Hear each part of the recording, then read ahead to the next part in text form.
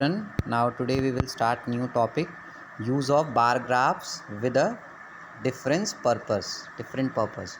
So आज हम लोग बार ग्राफ के बारे में पढ़ेंगे। बेटा आप लोगों ने पिछले साल पढ़ा है क्लास 6 में कि जो भी हम डाटा इकट्ठा करते थे, कलेक्ट करते थे, first we have to arrange it in a frequency distribution table. उसके लिए हम एक फ्रीक्वेंसी डिस्ट्रीब्यूशन टेबल बनाते हैं and then this information could be put as a visual representation in the form of pictographs and bar graphs. Then we can make pictographs and bar graphs from that frequency distribution table.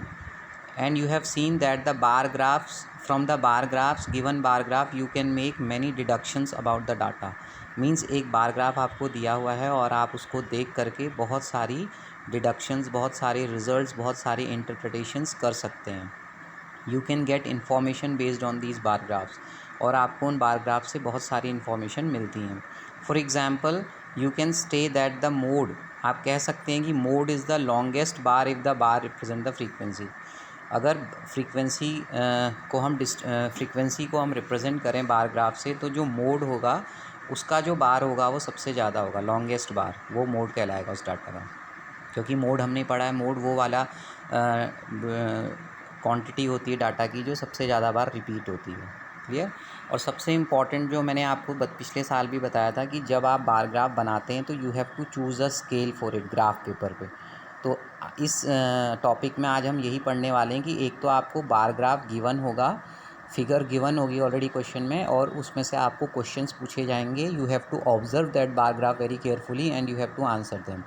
और second जो questions इसमें आएंगे वो आएंगे drawing of bar graph, bar graph को बनाना. तो bar graph बनाने के लिए सबसे पहला स्टेप होता है एक सूटेबल स्केल को चूज़ करना. जैसा डाटा हमें गिवन होता है उस डाटा के अकॉर्डिंग हम स्केल चूज़ करते हैं. ठीक है.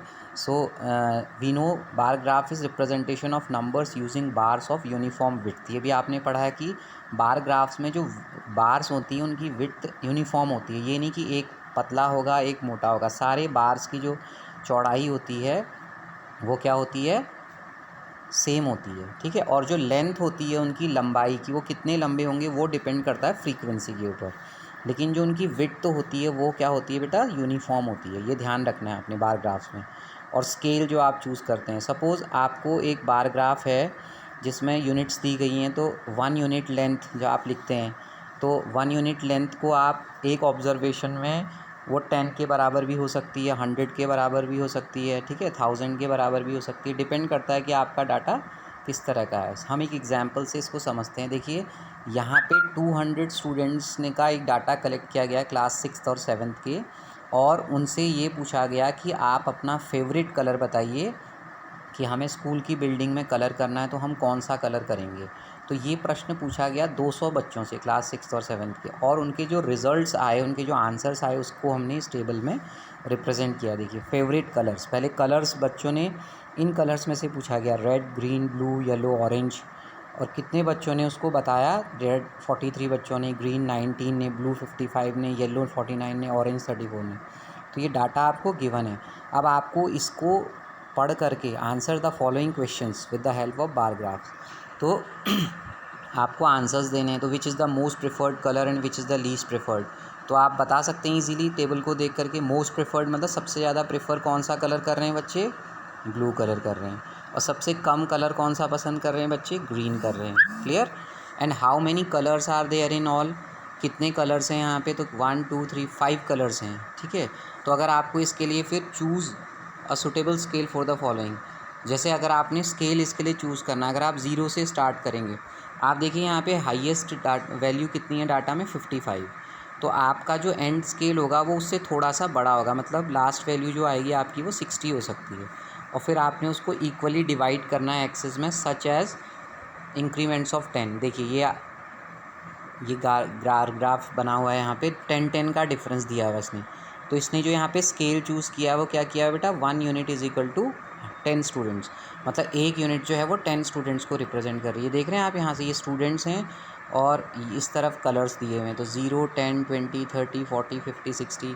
तो इसने स्केल लिखा है. तो स्केल बहुत इंपॉर्टेंट होता है. ठीक है बेटा, ये हमेशा आपको ध्यान रखना. जब आप ग्राफ ड्रॉ करेंगे तो you have to choose the scale such that the length between 0 and 60, 0 और 60 के बीच की जो लेंथ है वो ना तो बहुत ज़्यादा हो, ना बहुत छोटी हो, ना बहुत ज़्यादा लंबी हो. तो हमने 1 unit is equal to 10 students choose किया है। We then draw and label the graph, और फिर हम इसको ग्राफ को ऐसा बनाएंगे। तो इस बार ग्राफ से हम क्या कंक्लूड कर रहे हैं, देखिए blue is the most preferred colour, क्योंकि ब्लू कलर का जो बार है वो सबसे ज़्यादा टॉलेस्ट आपको दिखाई दे रहा है, देख रहे हैं आप यहाँ पे बार ग्राफ पे सबसे लंबा है। Green is the least preferred, green का जो लेंथ है वो सबसे कम है, देखिए। And there are 5 colours, 5 colours हैं, क्लियर, ये जो नीचे हॉरिजॉन्टली लिखे हुए हैं। तो इस तरह के क्वेश्चन होंगे कि आपको ग्राफ दिया जाएगा और आपको उसमें से आंसर्स क्वेश्चंस पूछे जाएंगे and you have to answer them, clear. Now second is double bar graph. एक और बार ग्राफ होता है जिसको हम कहते हैं डबल बार ग्राफ। तो डबल बार ग्राफ में क्या होता है, हमारे पास 2 कलेक्शंस होते हैं, ठीक है। यहाँ पे दिया गया है कि there are the collection of data given the average daily hours of sunshine in 2 cities. 2 शहरों में डेली कितने घंटे तक सूर्य की रोशनी रहती है, Aberdeen and Margaret for all the 12 months of the year, पूरे 12 महीने का डाटा है। तो these cities are near the South Pole and hence they have only few hours of sunshine. और आपको पता है साउथ पोल जो है वहाँ पर बहुत कम धूप दिखाई देती है, बहुत कम घंटों के लिए। तो ये डाटा हम देख रहे हैं यहाँ, देखिए मार्गरेट और एबडरीम में एवरेज जनवरी फरवरी, मतलब कितने घंटे के लिए वहाँ पे सूरज की रोशनी दिखाई देती है। तो ये डाटा हमने कलेक्ट किया।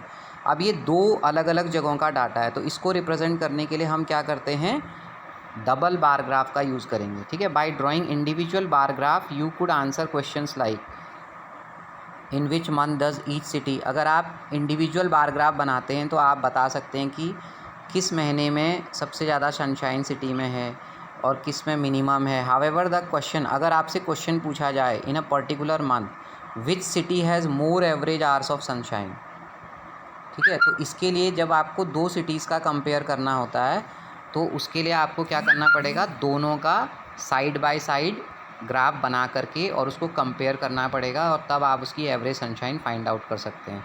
तो इसके लिए हमारे पास 2 बार ग्राफ आ जाएंगे। For each month we have 2 bars. देखिए आप यहाँ पर फिगर में देखिए, हर मंथ के लिए हमारे पास 2 बार आ रहे हैं, देख रहे हैं आप, 2 बार हमने बनाए हैं। तो एक बार एक सिटी के लिए यूज़ किया है जिसमें कलर्ड है वो एबरीडीन के लिए है, और मार्गरेट के लिए वो है जो ब्लैंक है। तो ये 2 बार ग्राफ्स हमने यूज़ किए हैं। तो इन बार ग्राफ्स को हम देख रहे हैं कि कोई बड़ा है, कोई छोटा है, कोई बराबर है। तो इसको देख करके फिर हम बहुत सारे इनमें से कंक्लूजन्स ड्रॉ करेंगे।